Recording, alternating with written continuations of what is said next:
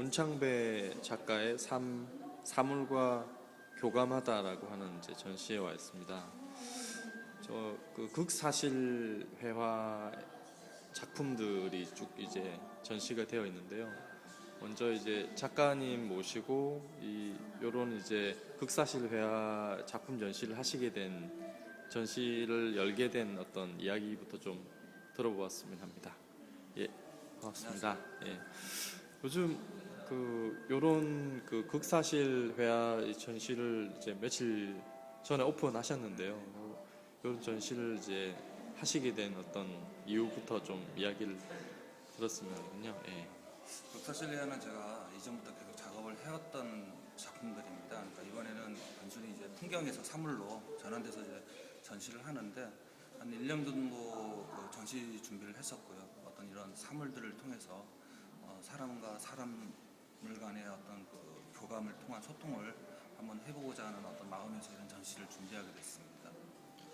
그러면 그 전시에 대한 어떤 설명을 하실 때도 이제 말씀하셨는데 요런 이제 극사실이 있는 그대로의 어떤 모습을 표현한 것이기는 하지만 작가의 여러 가지 어떤 의도를 표현하는 어떤 대상으로서 도구로서도 이제 활용이 된다고 얘기를 하셨거든요. 그래서 보면 이제 여러 작품들이 있지만 책과 관련된 작품이 좀 많이 있는 것 같아요. 요거는 이제 작가님 직접 소장하고 계시는 그 책자에 대한 요런 책자를 요렇게 좀 작품으로 표현하신 거죠. 그렇죠. 그러니까 작업실에 있는 그 책들을 어느 그 순간 무심결에 보고 있었는데 그 안에 내 삶이 다 연결되어 있더라고요. 내가 어릴 때부터 공부를 하면서 지금 미술을 전문적으로 이제 하기까지 어떤 그런 과정들이 내가 보고 느끼고 즐겼던 어떤 부분들이 그 책 안에 다 있었던 것을 보게 돼가지고 이번에 어떤 작업을 하면서 책들이 많이 좀 응용이 되고 화면에 표현이 된 것 같습니다. 그러면 요런 그 책이다라고 하는 기본 그 객관적인 어떤 그 대상이 있다라고 한다면 여기 이 책의 책 제목들이나 책의 어떤 상태나 요거 자체가 이제 문창배라고 하는 작가를 기호적으로 표현한 어떤 그런 작품이라고 할 수도 있는 거죠. 그러니까 일반적으로 우리가 책 그러면 서점에 가서나 아니면 도서관에서 보는 어떤 그런 책이라는 생각보다는 내 삶의 내 책들이 과연 내가 무엇을 배웠고 무엇을 읽었으며 무엇을 했는지 그에 대한 하나의 그 증거라고 보거든요. 그리고 책이라는 어떤 그 그림이 표현된 책도 단순하게 뭐 도서관에 꽂혀 있는 그런 책이었으면 어떤 감흥이 없었을 겁니다. 근데 내 삶과 연결된 그리고 내 흔적이 남아있는 책들이기 때문에 훨씬 더 어떤 그 얘기하고자 하는 어떤 메시지가 더 강하다고 할 수 있는 부분이죠. 그러면 이쪽에 보면 이제 책이 이제 좀 땀을 흘리고 있는 좀 이슬이 이렇게 묻혀 있는 게 있던데요. 이 작품은 좀 어떤 건가요? 책을 그릴 당시에 하나의 그 작가의 심경이라고 말할 수 있어요. 어떤 단순히 어떤 그 종이와 물 간의 어떤 상호관계의 어떤 그런 부분을 얘기하려고 한 게 아니고요. 어떤 그 심리적으로 내 어떤 작가의 작업을 하던 당시에 그 마음이 어땠었는가 그런 부분을 이제 응용해서 이제 그려놓은 거죠. 이렇게 이제 다른 작품하고는 다르게 여백이 들어간다든지 아니면 이렇게 좀 약간 포인트를 준 그림도 있는데요. 이거 같은 경우는 작품을 제작하면서 그 국사실회를 하다 보면 실질적으로 너무 객관적 사실주의에 빠질 수가 있습니다. 그러니까 작가의 어떤 그 십상적인 부분이라든가 감정적인 부분이 많이 배제가 될 수 있거든요. 그래서 그런 부분을 완화시키면서 어떤 정서적인 접근을 이제 필요로 하기 때문에 그런 부분을 생각하다 보니까 공간이라는 걸 생각하게 되는 거예요. 그래서 사물의 배치와 공간의 어떤 비율적인 부분에서 많이 이제 고민을 하고 공간이 이제 많아짐으로써 사람이 생각할 수 있는 그만큼 여유의 어떤 사유의 공간이 많아진다는 거거든요. 그리고 책에다가 어떤 종이학 같은 걸 그려놓음으로써 내가 가지고 있는 이상에 대한 삶에 대한 이상에 대한 어떤 하나의 메시지 역할을 할 수 있는 어떤 삶을 하나 더 그려놓음으로써 생각할 수 있는 폭을 확장을 시킨 겁니다. 굉장히 많은 분들이 이 작품을 사진을 많이 찍으시더라고요.